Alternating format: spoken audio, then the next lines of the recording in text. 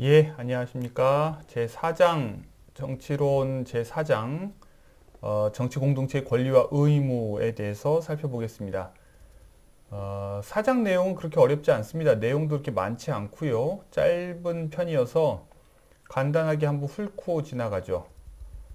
제목은 뭐 권리와 의무라고 되어 있는데요. 뭘 해야 하느냐, 무엇을 할 권리가 있느냐, 내가 뭘 할 수 있는 정당한 권리가 있느냐라는 말은 동시에 뭘 해야 하느냐라는 말과 사실 같은 말입니다. 우리가 시민으로서의 권리를 누린다는 얘기는 동시에 시민으로서 뭐를 해야 한다는 얘기하고 이렇게 다른 얘기가 아니죠.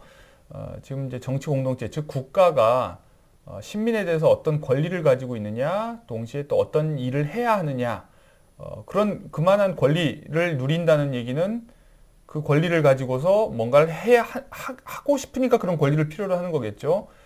이 권리와 의무라고 하는 것은 그런 의미에서도 밀접한 관계가 있습니다. 일단 3장 내용을 복습합니다. 4장의 첫 1장은 1절은 3장 내용을 복습합니다. 최고 권력이 어떤 권리를 가지고 있는지 살펴봤습니다. 자, 이미 다 알고 있는 내용이죠. 선과 악, 무엇이 좋은 것이고 무엇이 나쁜 것인지, 그리고 무엇이 공평이고 무엇이 불공평인지, 뭐 정의, 불의, 뭐 이렇게 표현도 할 수 있겠고요. 또는 뭐가 뭐랄까 형평에 맞고 무엇이 형평에 어긋나는지, 이 모든 것을 판단할 권리가 최고 권력, 즉 국가에 있다 이런 얘기입니다. 그리고 시민의 의무를 결정할 권리, 시민에게 뭘 해라, 뭘 해라 이렇게 명령을 하죠. 그런 의무를 부과하거나 이런 결정할 권리가 또 국가에 있습니다. 그렇죠. 우리에게 납세 의무를 부과하죠. 그리고 그 납세의 어떤 정도, 비율, 누진세로 소득이 어떤 사람에게는 뭐 세금을 적게 받고 소득이 많은 사람에게 세금을 많이 받는 이런 것도 다 이렇게 차등적인 의무 부과죠. 근데 그런 것들을 다 결정할 권리, 또 병역 부과도 마찬가지고 그런 것이 국가에 있다. 너무나 당연한 일인데 우리가 이제 일상생활 속에서 그것을 굳이 한번 되새기고 곱씹어 보지 않는 일이지만 지금 그것 하나하나를 이렇게 명시해서 살펴보면 우리가 그것이 국가의 권리구나 하는 걸 새삼 깨닫게 되죠. 국가의 권리 중에 하나는 이제 법률을 제정할 권리가 있고 또 법률을 해석할 권리가 있습니다. 그러니까 현대 국가는 이런 것들을 이른바 삼권 분립이라는 이름으로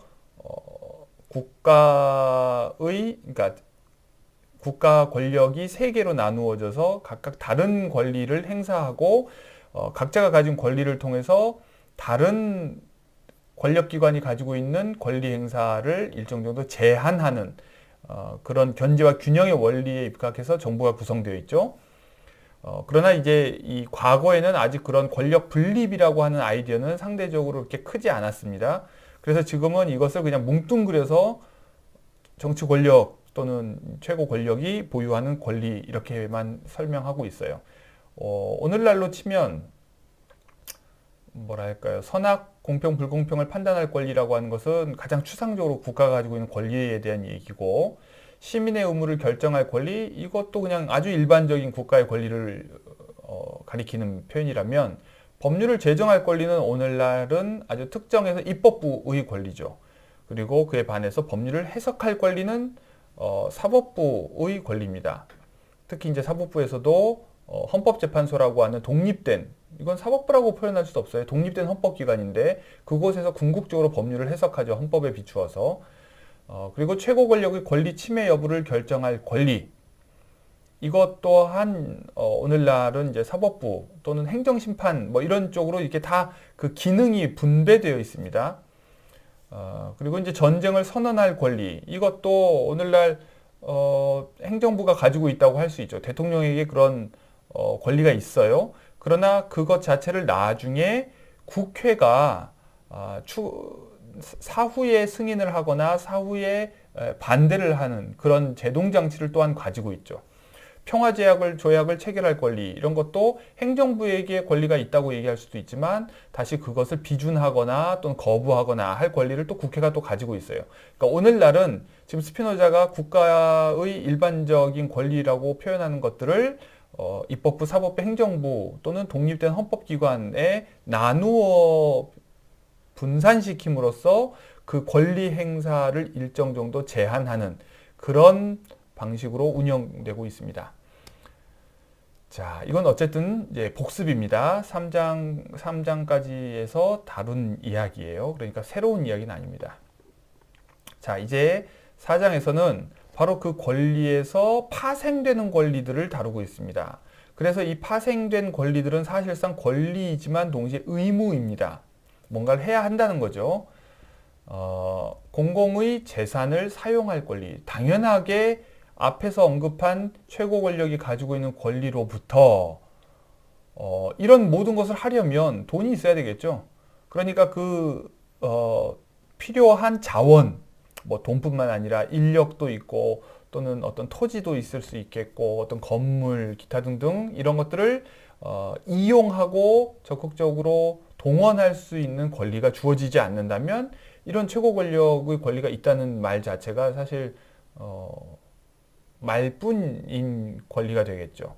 그러므로 당연히 그것을 뒷받침하는 부수적인 권리도 최고 권력에게 주어져야 마땅한 거죠. 그것을 가장 먼저 언급한 것이 레스publi카, 공공의 재산을 사용할 권리다 하는 겁니다. 그러니까 이제 제가 지난 시간에도 리퍼블릭이라고 하는 단어가 레스publi카에서 나왔다고 얘기했지만 이것을 공화국이라고 이렇게 축소해서 해석을 해버리면 너무 좁아요. 그러니까 이것이 공공의 재산, 공적인 일, 공공 업무 이런 포괄적인 의미를 가지고 있어요. 특히 여기서는 이것이 공공의 재산이라는 의미이기 때문에 그것을 또한 사용할 수 있는 권리가 최고 권력에게 주어진다는 얘기죠. 더 나아가서 최고 권력에게는 각 사람이 행한 일에 대해 판단할 권리가 있다. 뭐 행정적 판단 권리라고 할 수 있죠. 사법 판단하고 조금 다르게 앞에서 법을 제정할 권리와 법률을 해석할 권리가 있다고 했지만 동시에 해석한 후에 실제로 구체적으로 판단하고 집행할 권리 이런 것들이 있죠. 그러니까 그런 이야기입니다. 각 사람이 행한 일을 구체적으로 판단할 권리, 잘했는지 못했는지 또는 월권인지 아닌지 그리고 그에 대해 그 사람에게 해명을 요구할 권리 굉장히 구체적인 얘기를 지금 하고 있죠. 범죄자를 형벌로서 처벌할 권리 다 이게 뭐예요? 다 재판과 관련된 거죠. 어떤 사람이 그래서 고발당하거나 그러면 재판소에 불러서 변호사도 있고 검사도 있고 그렇게 해서 시시비비를 가리고 그리고 그 사람에게도 변명의 기회를 주고 그리고 최종적으로 유죄 판결이 나면 형벌로서 처벌하는 이런 모든 것을 진행할 권리를 최고 권력이 가지고 있다 이겁니다. 시민들 사이의 권리에 관한 분쟁을 종식시킬 권리. 이건 민사소송이죠. 좀 전에 의 것이 이제 형사와 관련된 거라면 이건 민사입니다. 시민들 사이에서 권리 분쟁이 있을 수 있어요. 그럼 그것도 마찬가지로 최고 권력이 종식시켜야 되죠. 그리고 법률적 대리인을 임명할 권리가 또한 최고 권력에게 있다. 최고 권력을 대신해서 뭔가를 할 사람들, 즉 공무원들을 임명할 권리인 거죠. 그래서 공무원들은 공무원 사인의 자격으로 어떤 행동을 하는 것이 아니라 최고 권력이 가지고 있는 권리를 위임받아서 대신 행사하는 존재들인 거죠. 지방자치단체장이라든지 또 산하 공무원들 또는 중앙정부의 공무원들 이런 사람들은 다 법률적인 대리인이라고 봐야죠. 이런 사람들을 임명할 권리가 최고 권력에게 있다. 자, 그 다음에 또 어떤 권리가 있느냐? 아까 최고 권력의 권리 중에 전쟁을 선포하고 그 다음에 전쟁을 하고 나중에 평화조약도 체결하고 이럴 권리가 있다고 그랬죠. 그럼 당연히 그것에서 파생되는 부수적인 권리들이 있습니다. 전쟁과 평화를 위한 모든 수단을 이용하고 배치할 권리. 자, 여기서 당연히 국방을 강화하기 위해서 세금을 걷는다든지 또는 징집을 한다든지 그렇게 해서 거둔 돈과 인력을 또 필요한 곳에 배치하는 이런 권리를 당연히 최고 권력이 가지지 않으면 소용이 없겠죠. 그러니까 당연히 파생되는 권리입니다. 구체적으로 얘기하면 도시를 세우고 방어할 권리. 당시에는 옛날에는요, 전쟁이라고 하는 것이 공성전이었어요. 그러니까 전쟁을 한다는 것은 기본적으로 남이 성곽을 쌓고 그 안에 갇혀 있는, 그러니까 성 안에 사는 사람들을 시민이라고 불렀고요. 그 성을 바로 도시라고 불렀어요. 그래서 오늘날 이제 그 시티즌 그리고 시티라고 하는 개념에 상응하는 것이 독일어로는 뷰르거, 부르크 이런 표현. 여러분 함부르크라든지 밤베르크, 무슨 부르크, 베르크 이런 표현들이 있죠. 그게 뭐냐면 이렇게 지리적으로 약간 높은 곳에 꼭 우리 조선대학교 사회과학대학이 있는 것처럼 이렇게 높은 지형적인 곳에 이 성곽을 쌓죠. 그리고 성곽 안에 사람들이 안전하게 사는 거예요. 그래서 농사를 짓거나 상업에 종사하는 사람들은 성 밖을 나가서 뭔가 일을 해야 되고, 그리고 다시 성 안으로 들어와서 살죠. 그러니까 이 성 안에 사는 사람을 특권적인 이제 시민이라고 불렀고, 그리고 도시, 이 성곽이 곧 도시이고, 이것이 예전에 이제 국가와 같은 의미를 가졌던 거예요. 그러니까 이제 전쟁을 준비한다는 건 언제나 성곽을 쌓고, 거기에, 이제 무기를 배치하고 외적이 쳐들어오지 못하도록 하고 하는 이런 일들을 하는 거죠. 이게 다 최고 권력의 권리라는 겁니다. 병사를 모집할 권리, 군사적 의무를 배분할 권리, 그리고 이루어지기를 원하는 것을 명령할 권리, 평화를 위한 특사를 파견하고 접견할 권리, 이 모든 일을 위한 비용을 요구할 권리, 시민들에게 요구하는 거죠. 자, 이런 것들이 당연히 뒤따르는 거죠. 이런 권리.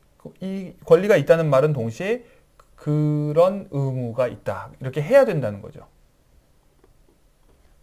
너무나 이제 당연한 얘기인데, 이런 얘기를 한번, 원론적으로 한번 짚고 넘어가는 겁니다. 이유는 나중에 뒤에 가서 6장부터는 구체적인 국가 제도 디자인을 합니다. 그런 제도 디자인을 하기에 앞서서 그 근본이 되는 원리를 확실하게 증명하려고 하는 거죠. 자, 여기에서 이제 반론 또는 의문이 제기될 수 있습니다. 그게 뭐냐면 이제 앞에서도 최고 권력의 권리가 이렇다 저렇다 얘기하니까 마치 이제 시민들은 찌그러져 있어야 되느냐 이런 의문이 나오고, 또 그러면은 종교의 자유는 어떻게 되는 거냐 이런 의문이 나오는 것처럼 지금도 또 최고 권력의 권리가 이렇게 있다 이렇게 얘기하고, 모든 옳고 그름의 판단을 최고 권력이 한다 이렇게 얘기하니까, 그러면 최고 권력은 옳고 그름의 판단의 대상이냐 아니냐 이런 질문이 나올 수 있는 거죠. 자, 그래서 나온 질문이 뭐예요? 최고 권력은 법률에 구속되는가? 법률에 구속된다면 법을 어기는 것도 있을 수 있다는 얘기죠.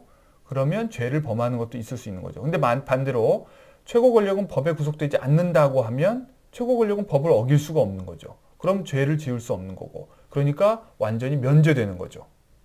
자, 어떻게 생각하세요? 이게 이른바 주권 이론에서 오랫동안 논의가 됐던 주제인데요. 주권 면제설과 관련된 겁니다. 그러니까 일군의 학자들은 주권은 법의 지배를 받지 않는다. 법으로부터 법의 구속을 받지 않는다고 하는 주권 면제설을 주장하고, 다른 한쪽에서는 아니다. 주권자도 결국은 어떤 근본적인 법, 어떤 법에 종속된다. 이렇게 보는 시각도 있어요. 자, 이것이 이제 무슨 정답이 있는 주장이 아니라 어떤 주권과 법의 관계, 또는 법을 실정법으로 볼 것이냐 아니면 자연법으로 볼 것이냐, 어떤 법으로 볼 것이냐에 따라서 해석이 경쟁하는 거라고 보면 됩니다. 자, 여러분들의 생각은 어떤가요? 최고 권력은, 다른 말로 하면 주권자는 법률에 구속되는가? 자, 우리나라의 경우를 생각해 봅시다. 대통령은 법에 구속되나요? 당연하죠. 왜? 대통령도 법을 어기면 임기 중에, 재임 중에는 처벌받지 아니하나, 이런 규정이 있죠. 재임 중에 처벌받지 않는다는 얘기는 결국은 대통령은 죄를 범할 수 없다는 뜻인가? 되게 애매하죠. 그래서 유일하게 대통령이 어떤 범죄를 했을 경우에 처벌받을 수 있는 방법은 탄핵밖에 없어요. 그래서 박근혜 대통령이 탄핵됐죠. 자, 그렇다면 최고 권력도, 또는 주권자, 또는 대통령을 주권자로 봐야 될까요? 아니면 주권자에게서 위임을 받은 1호 공무원이라고 봐야 될까요? 1호 공무원이기 때문에 처벌받을 수도 있지만 재임 중인 처벌받지 않는다. 이렇게 볼 수도 있고. 그럼 국민이 주권자죠. 우리 이 민주국가에서. 그러면은 일반 개개인이 아니고 국민 일반은 법률에 구속되나요? 그러므로 죄를 범할 수 있을까요? 애매하죠. 국민은 범죄할 수 있나요? 국민이 원하는 것은 뭐든지 할 수 있으니까 그러면 국민의 이름으로 국민이 원하는 것이다. 이렇게 얘기하죠. 시위 때. 국민의 명령이다. 그럼 국민의 명령은 법의 저촉을 받나요? 아니면 국민 자체가 법을 만드는 힘이니까 법의 저촉을 받지 않는 건가요? 바로 이 질문이에요. 고대 로마에서 황제는 법에 구속받지 않는다. 이런 주장을 한 학자들이 있었어요. 황제가 법에 구속을 받는다 그러면 황제가 최고 권력이 될 수 없다고 보는 거죠. 그리고 법의 어떤 효력 자체가 그 황제로부터 나오지 않는다고 보는 거예요. 그러나 반대로 황제 역시 법의 구속을 받지 않는다면 독재자가 될 수 있고 또는 폭군이 될 수 있으니까 법의 구속을 받아야 된다. 이렇게 주장하는 사람도 있고. 자, 이 논쟁을 지금 스피노자는 질문의 형식으로 끌어들입니다. 자, 답은 첫 번째 경우의 수 두 가지가 있습니다. 첫 번째, 법률이라는 말과 범죄라는 말을 자연법과 자연법 위반으로 이해하는 경우. 자, 자연법이라는 말이 어떤 뜻인지는 이미 앞에서 다 설명했습니다. 자연법을 스피노자는 어떤 초월적 존재가 우리에게 부과하는 명령으로 이해하지 않고 자연 자체, 우주 만물 자체에 내재해 있는 일종의 법칙으로 이해하고 있어요. 그러니까 이 자연법은 인간이 어길래야 어길 수 없다. 이렇게 얘기했죠. 자연법은 지킬 수밖에 없다. 자연법을 거슬러서 뭔가를 한다는 것은 불가능하다. 이런 얘기했어요. 자, 그렇다면 법률을 자연법이라고 하고 범죄를 자연법 위반으로 이해한다면 과연 주권자는 법률에 구속되는 걸까요? 자, 모든 자연적 사물은 고유의 법과 규칙에 구속된다. 그렇죠? 동물도, 식물도, 심지어 광물도 모든 존재하는 자연적 사물은 고유의 법과 규칙에 구속되죠. 자연법칙에 구속된다는 얘기예요. 정치 공동체는 자연적 사물이에요. 책에서 그렇게 얘기하죠. 정치 공동체가 만약에 자연적 사물이 아니라면 그건 뭐냐? 괴물이냐? 이런 말 했죠. 정치 공동체는 자연적 사물이다. 그러므로 정치 공동체도 어떤 고유의 법과 규칙에 구속되어 있다. 뭘까요? 어떤 법일까요? 정치 공동체를 구속하는 자연 법칙이란 뭘까요? 자, 그러므로 정치 공동체가 자기 몰락의 원인이 될 수 있는 일을 행하거나 그런 일이 일어나는 것을 묵인할 때 정치 공동체는 죄를 범하고 있는 것이다. 자, 정치 공동체가 자기 몰락의 원인이 될 수 있는 일을 행하는 것 어떤 거 있을까요? 앞장에서 다뤘었죠. 정치 공동체가 스스로 자기 파괴적인 일을, 즉 다중의 힘에 의해서 정치 공동체의 힘이 결정되는데 다중을 분산시키는, 다중을 서로 다투게 만드는, 다중을 하나의 정신에 의해서 인도되는 것처럼 만들지 못하고 뿔뿔이 흩어지게 만들고 분노하게 하고 그래서 저항하게 만드는 그런 일들을 한다면 그것은 자연의 법칙, 즉 고유의 법칙, 정치 공동체에 적용되는 어떤 필연적인 정치적 자연의 법을 위반하는 것과 마찬가지고 그렇다면 그것은 죄를 범하고 있는 거다라고 얘기할 수 있다는 거죠. 뭐냐? 자기에게 죄를 짓는다는 거예요. 즉 자연 상태에서 어떤 사람이 어리석게도 자기를 제대로 보존하지 못한다면 그것을 자기에게 죄를 짓는다 라고 얘기할 수 있는 것과 비슷한 의미인 거죠. 그냥 자기한테 잘못한다? 실패한다? 이런 뜻이에요. 그러므로 정치 공동체는 자기 권리 아래 있기 위해, 즉 독립적이기 위해, 다른 누군가의 권리 아래 있지 않기 위해 신민의 경외심의 원인을 유지해야 하며 신민의 두려움을 분노로 바꾸고 그럼으로써 정치적 상태를 적대적 상태로 바꾸는 행동을 해서는 안 된다. 자, 첫 번째 경우의 수예요. 법률을 자연법으로 이해했을 때, 그때 자연법을 위반하는 것, 자연법을 거스르는 어떤 행동을 하는 것, 그것이 범죄다. 그렇게 우리가 이해한다면 정치 공동체가 법에 구속된다고 이야기할 수 있느냐? 뭐 굳이 말하자면 그럴 수 있다. 어떤 경우냐? 정치 공동체가 신민의 경외심을 유지하지 못하는 행동을 하거나 신민들의 두려움을 분노로 바꾸거나 신민을 그래서 적대적 상태로 바꾸는 이런 행동들을 하면 그건 결국 자기에게 잘못하는 행위고 그걸 뭐 굳이 말하자면 죄를 짓는다라고 말할 수 있다 이거예요. 자, 이 마지막 그 4번의 표현은 마키아벨리에서 온 건데요. 마키아벨리가 그런 얘기를 해요. 마키아벨리는 군주론에서 군주가 신민을 어떻게 다스려야 되느냐 이런 이야기를 하는데 거기서 이런 얘기를 합니다. 신민에게 사랑을 받으려고 생각하지 말고 두려움의 대상이 되어야 된다. 왜 그러느냐? 사랑은 신민이 결정하는 거라는 거예요. 좋아하고 싫어하고는 신민이 결정하는 건데 사랑을 받으려고 애를 쓰면 결국 주도권을 신민에게 넘겨주게 된다는 거예요. 그러나 두려움의 대상이 되는 것은 주도권을 자기가 쥐는 거라는 거예요.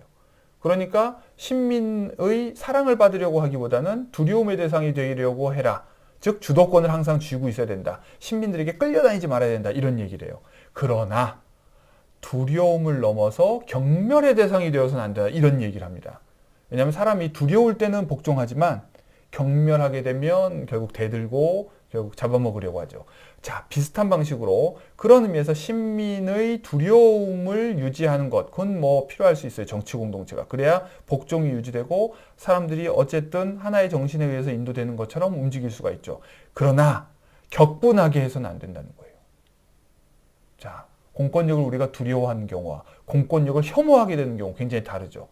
공권력을 우리가 분노해서 예를 들어 우리나라에서도요.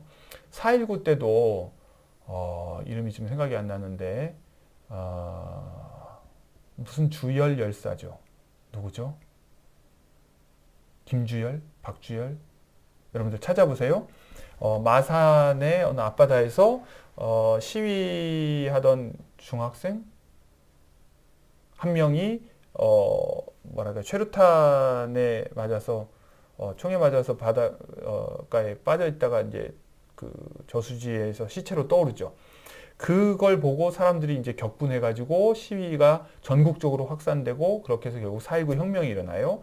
마찬가지로 1987년 여러분들 1987이라는 영화 혹시 봤어요? 보세요. 1987이라는 영화에서도 박종철 열사 이제 서울대생이 이 경찰에 잡혀서 남영동에 있는 대공분실에 갇혀서 고문을 당하죠. 그러다가 결국 물고문 당하다가 죽어요. 그러니까 그 사실이 알려지고 나서 사람들이 경찰, 공권력에 대해서 두려움을 가지다가 나중에 분노로 바뀌죠. 1991년에도 그런 일이 있었습니다. 시위하다가 강경대라고 하는 학생이 경찰의 권봉에 맞아서 죽는 일이 있었어요. 그러면 사람들이 경찰 권력을 두려워하다가 이제는 두려움이 아니라 오히려 분노로 바뀌게 되죠. 이런 일을 해서는 안 된다는 거예요. 그렇게 되면 사람들이 서로 하나의 정신에 의해서 하나의 법률에 복종할 때 정치적 상태를 가지게 되는데 그게 아니라 결국은 적대적 상태로 바꾼다 이거죠. 결국 정치 공동체를 그렇게 바꾸는 행동을 해서는 안 된다. 자, 바로 이런 의미에서 정치 공동체에 적용되는 자연적인 법칙, 일종의 어떤 뭐라고 할까요? 원리가 있다는 거죠. 그 원리를 거스르면 위배하면 예를 들면 우리가 우리 체질에 맞지 않는 걸 먹으면 알러지 반응이 나오고 그렇다면 그것을 내 체질에 적용되는 법칙이라는 것이 있는데 고유의 법칙, 내 몸에 적용되는 고유의 법칙이 있는데 그 고유의 법칙을 무시하고서 어떤 탈날 만한 음식을 먹거나 하면 당연히 몸에서 부작용이 나타나죠. 거부 반응, 이런 알러지 반응이 나타날 때 그런 것들을 일종의 나한테 내가 잘못한 거죠. 미련한 짓을 한 거죠. 이것을 굳이 비유하자면 죄를 범했다 이렇게 이야기할 수 있다는 거예요. 법을 어겼다라는 식으로 억지로 말한다면. 그러나 이것은 굉장히 확장된 의미예요. 자, 두 번째, 이것이 이제 진정한 의미인데 법률과 범죄라는 단어를 실정법과 실정법 위반으로 이해하는 경우 스피노자는 이것을 진정한 의미라고 생각을 해요. 즉 최고 권력이 법에 구속되느냐라고 할 때의 그 법은 자연법이나 이런 것을 의미하는 것이 아니라 실정법으로 봐야 된다는 거예요. 그렇다면 최고 권력이 실정법에 구속된다고 얘기할 수는 없는 거죠. 자, 정치 공동체가 자기를 위해 지켜야 하는 규칙들, 아까 얘기한 거죠. 두려움과 경외심의 원인들은 정치적 권리에 의해서가 아니라 전쟁의 권리에 의해서 옹호될 수 있다. 즉 이거는 자연적인 법칙이나 자연적 권리와 관련된 것이어서 국가 안에서만 통용될 수 있는 실정법에 의해서 보호되거나 정치적 권리에 의해서 옹호될 수 있는 그런 것은 아니다. 이 얘기예요. 이건 구분되어야 된다는 거죠. 전쟁의 권리라고 하는 것은 자연 상태에서 개개인이 다 가지고 있는 권리죠. 그리고 우리가 지난 장 마지막에 살펴본 것처럼 마치 자연 상태와 같은 국가들의 관계, 국가들이 있는 상태, 여기에서도 각 국가는 전쟁의 권리를 가지고 있다고 그랬어요. 마치 자연 상태의 개개인이 전쟁의 권리를 가지고 있는 것처럼 이런 권리는 자연적 권리이지 정치적 권리가 아니에요. 즉 법이 보장해주는 권리가 아닌 거죠. 최고 권력이 보장해주는 권리가 아니에요. 각자가 알아서 지켜야 되는 권리죠. 자, 정치 공동체가 지켜야 하는 어떤 법이 있다면 그것과 관련되는 것이다 이 말이에요. 자, 그 반대로 실정법, 즉 시빌로, 우리가 보통 이제 민법이라고 얘기할 수도 있지만 어떤 이 국내법, 이 법은 오직 정치 공동체의 결정에 달려 있다. 자, 법이라고 하는 게 뭐예요? 사회계약에 참여한 우리들 모두가 함께 동의한 공동의 규정이죠. 그 공동의 규정을 따라서, 규칙을 따라서 우리가 살겠다고 하는 거잖아요. 그러니까 우리의 결정인 거예요. 자, 실정법은 오로지 우리의 결정에 달려 있는 것이고 우리 외의 다른 누군가가 결정해 줄 수 있는 문제가 아니에요. 자, 그러므로 정치 공동체가 실정법에 의해 구속된다거나 죄를 범할 수 있다고 말할 수 없다. 왜? 정치 공동체에 속해 있는 개개인의 시민은 실정법의 구속을 받지만 정치 공동체 자체가 실정법의 구속을 받는다고 얘기할 수는 없는 거예요. 정치 공동체 자체가 바로 이 법을 만들었기 때문이에요. 무슨 말인지 알겠어요? 그러니까 국가는 국가가 만든 법의 대상이 될 수는 없는 거예요. 국가를 컨트롤하는 법, 국가에 적용되는 법은 국가 바깥에 있는 자연법, 그것은 일종의 정글의 법이죠.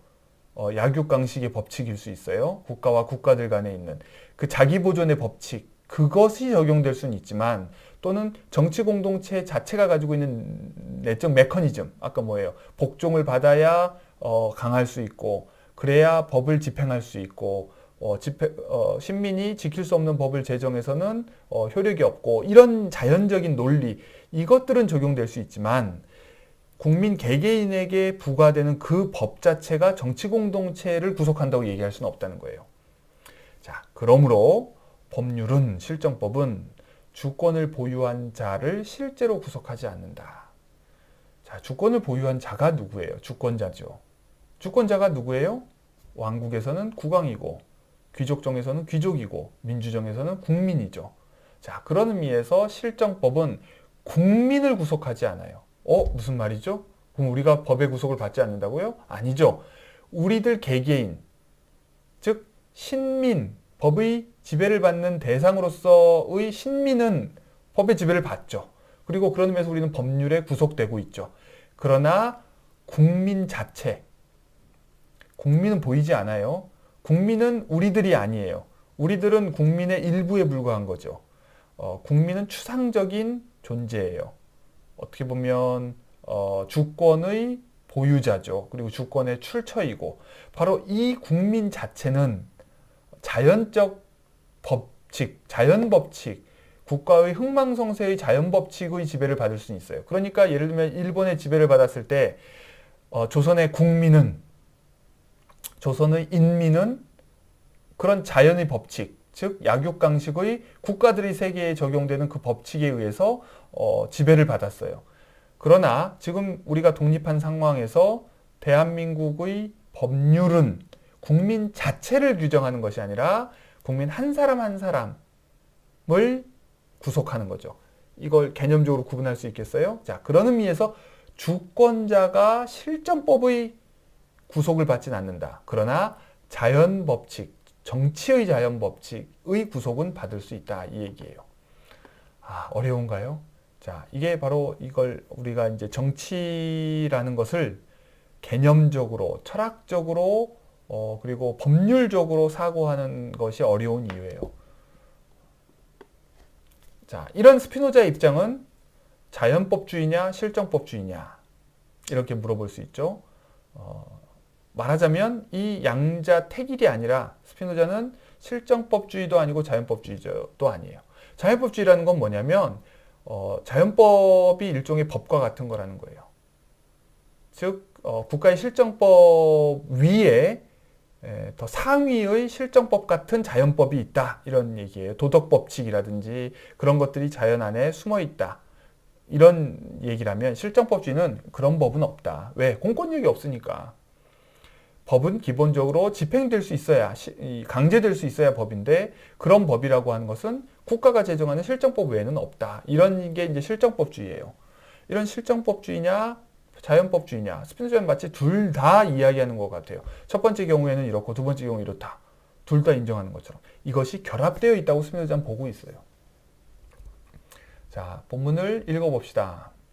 그렇지만 만약 주권자가 법률을 위반할 때 동시에 정치 공동체의 역량이 약해지는, 즉 다수 시민의 공통의 두려움이 분노로 바뀌는 그런 본성을 그 법률이 가졌다면, 자, 그런 본성을 가지고 있는 법률을 주권자가 위반한다면 법률의 위반을 통해 정치 공동체는 해체된다. 어휴, 센 말을 하죠.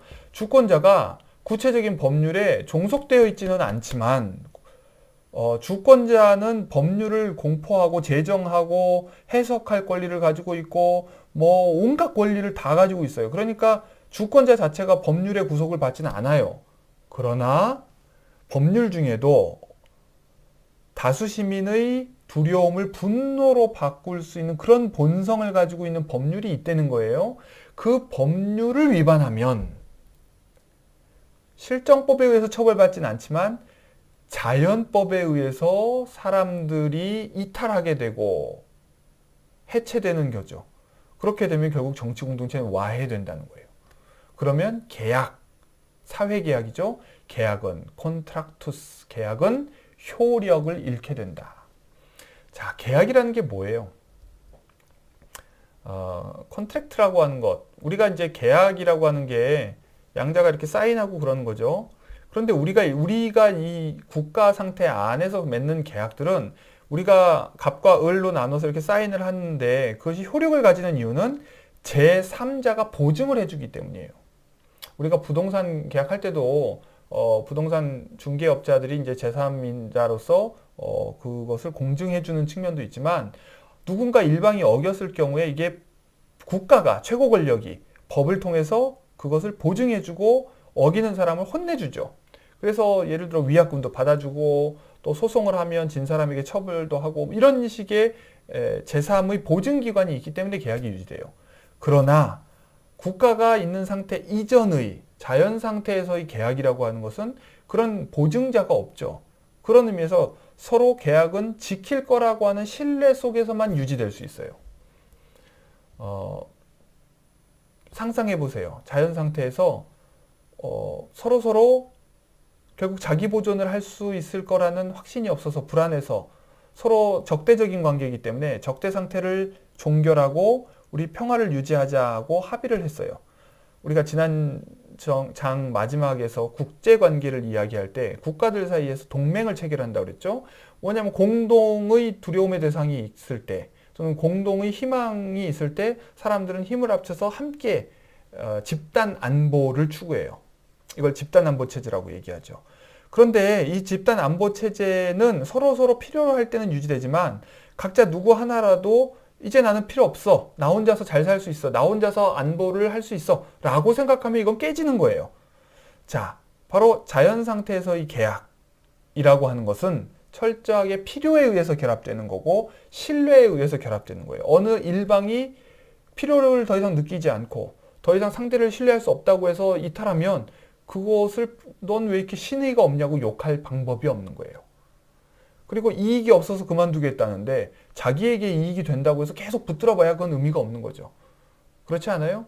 예를 들어 우리가 물건을 사고 팔 때도 내가 팔아야 될 이유가 있다고 해서 상대방이 꼭 사야 될 이유가 있는 건 아니에요. 이유와 이유가 만났을 때 거래가 되는 거지. 한 사람에게 이유가 없어서 안 팔겠다, 안 사겠다 그러면 내가 제발 팔아달라, 사달라 얘기해봐야 그건 의미가 없는 거예요. 바로 이런 자연적인 관계가 주권자와 인민에게도 있다는 거예요. 그런 의미에서 주권자가 그 최고 권력 아래 복종하는 계약의 당사자인 시민들,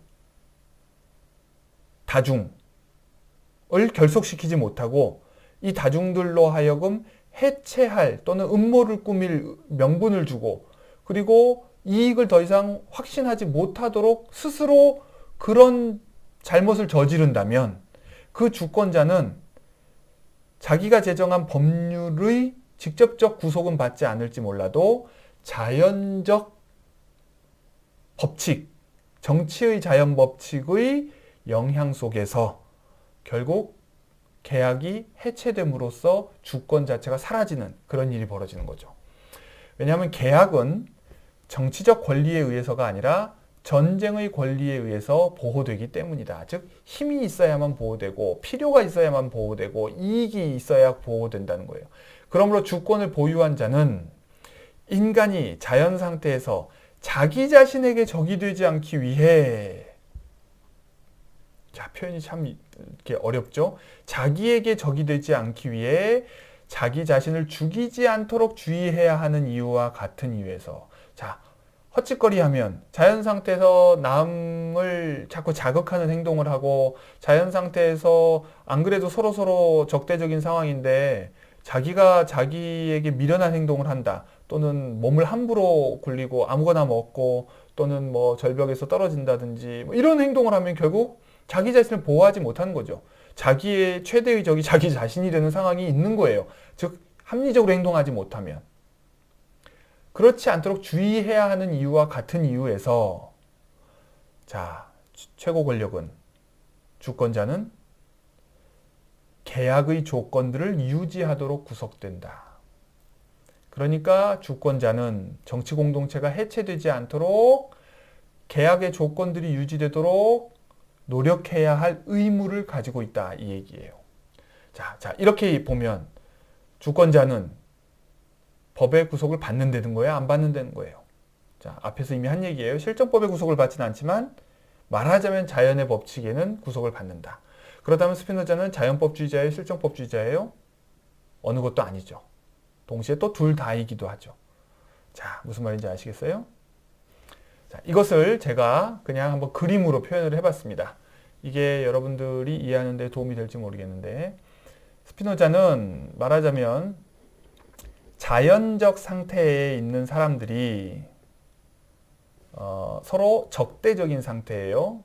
이 자연적 상태 안에서 개개인들이 서로 적대적 상태 속에 있지만 그 상황에서는 자기 보존을 할 수 없기 때문에 자기 보존을 할 수 없다는 얘기는 뭐 일단은 먹고 사는 문제를 혼자서만 다 해결할 수 없으니까 협력이 필요하다는 뜻이기도 하고 또 우리가 내가 음식도 준비하고 옷도 만들어 입고 또 기계도 만들고 또 공부할 것도 스스로 마련하고 이 모든 걸 혼자서 다 하려면 어렵죠.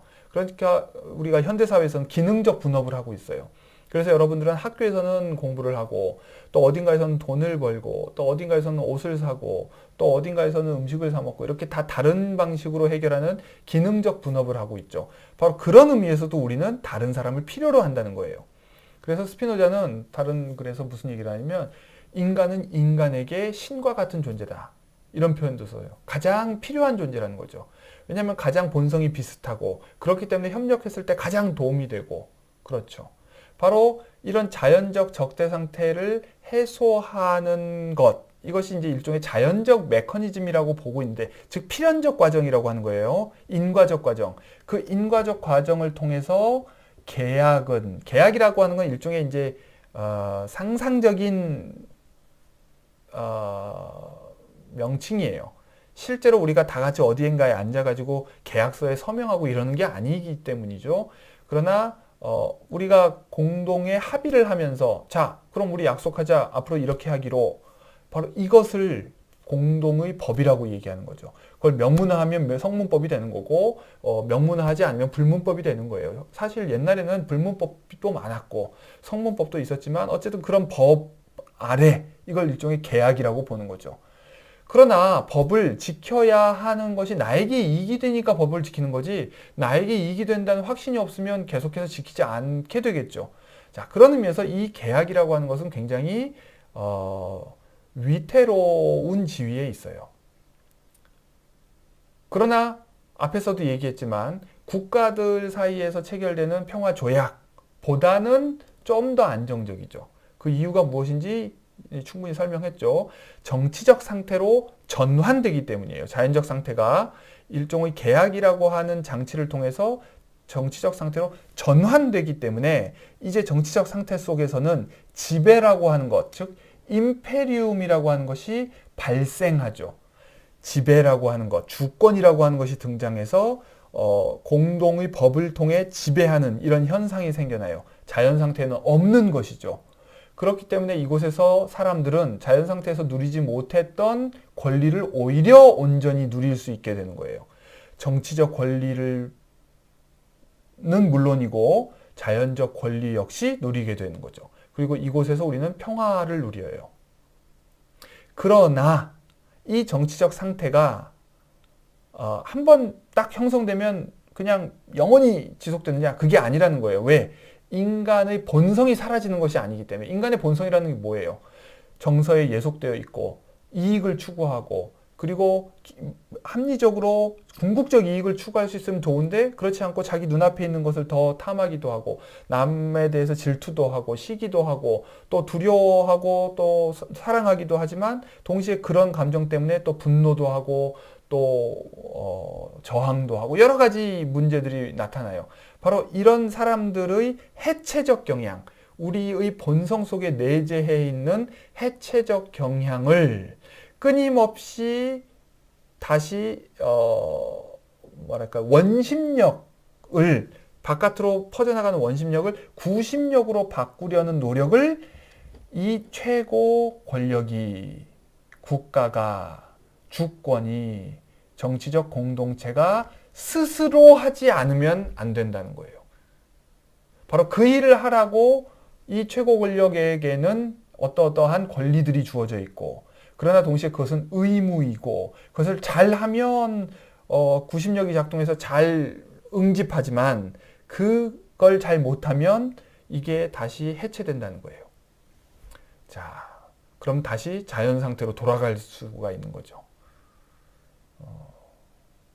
그래서 스피노자는 자연적 상태가 완전히 해소되는 것이 아니라 언제나 인간의 본성과 함께 국가 안에도 자연 상태가 숨어 있다고 보는 거예요. 인간이 사회계약을 체결함으로써 자연적 권리를 다 포기하고 오로지 정치적 권리만을 누리면서 정치적 상태에서 국가에 복종만 하는 것이 아니라 여전히 포기하지 못하는 자연적 권리를 누리고 있다고 봐요. 그게 뭐예요? 판단의 자유죠. 자기가 원하는 대로 생각하고, 그리고 생각하는 것을 표현하고 하는 이런 것들을 어떻게 법으로 금지할 방법이 없다는 거예요. 그래서 앞에서 얘기했죠. 그 당근과 채찍. 그러니까 위협이나 보상을 통해서 유도할 수 있는, 행동을 유도할 수 있는 것 외에는 법의 대상이 될 수가 없다. 그런데 그것을 법의 대상으로 삼아서 어떤 규제하려고 하거나 금지하려고 하거나 하면 사람들은 그것을 받아들이지 못하게 되죠. 인간의 본성에 위배되니까. 그러면 결국은 그 정치 공동체는 강해질 수 없어요. 왜? 다중의 힘에 의해서 정치 공동체의 힘이, 권리가 결정되기 때문이죠. 자, 바로 이런 관계에 대한 원론적, 원리적, 원칙적 설명이었습니다. 자, 충분히 이해가 되었기를 바라고요. 그래도 여전히 이해가 안 되는 부분들이 있으면 질문 남겨주시기 바랍니다. 자, 여기까지로 4장 강의를 마치고 다음에 5장으로 넘어가겠습니다. 자, 이 강의까지 다 들으신 분은 이제 5장을 읽고 요약문 작성하는 숙제를 하셔도 좋습니다. 수고하셨습니다.